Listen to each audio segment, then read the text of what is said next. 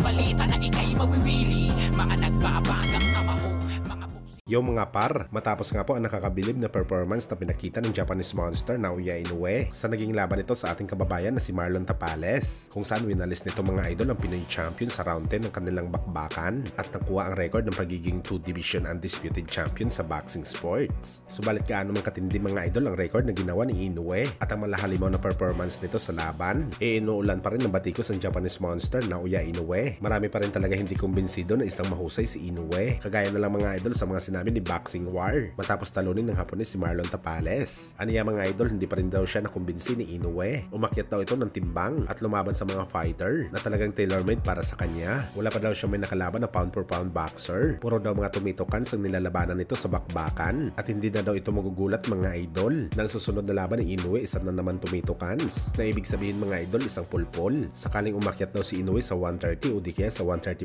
pounds, walang silbi na daw mga idol ang kanyang power. Kaya dapat daw tanggalin si Inoue sa pound per pound dahil mga happy meals at wala pa siyang elite fighter na nakalaban sa bakbakan. Well, gayon pa man mga idol, hindi naman natin masisisi ang mga fans kung ganito ang reaksyon nila kay Inoue. Lahat naman tayo may sariling opinyon at nare-respeto natin ang bawat opinyon ng bawat isa. Pero ang masasabi ko lang dito mga idol, hindi naman siguro tama na tawagin na isang pulpul ang mga tinalo ni Inoue sa bakbakan dahil nga naging undisputed si Inoue sa dalawang dibisyon. Ibig sabihin nito mga idol, tinalo niya lahat ng kampyon. At ibig sabihin ng kampyon mga idol, magaling at talimo sa bakbakan. Kaya bakit natin masasabi na mahina si Inoue? Nagmumukhang mahina lang talaga kasi ang mga nakalaban ni Inoue dahil lahat ng mga kilalang pangalan nasa mas mataas na dibisyon, kagaya sa junior lightweight pataas at kagaya talaga itong mga idol kay Manny Pacquiao na noong nasa super bantamweight lumalaban si Pacman, hindi pa masyado itong nakilala kahit mga solid na ang kanyang mga tinalo sa 122 pounds. Pinatahimik lang talaga ni Boss Manny ang kanyang mga haters noon nung lumalaban na ito sa lightweight hanggang sa welterweight division. Wala na silang nasabi sa Pinoy legend dahil dinurog nito ang malalaking pangalan sa boxing sports. So masisisi ba natin mga idol sa Inoue na hindi niya kayang gayahin ang ginawa ni Pacman na umakyat pa sa mas mataas na dibisyon?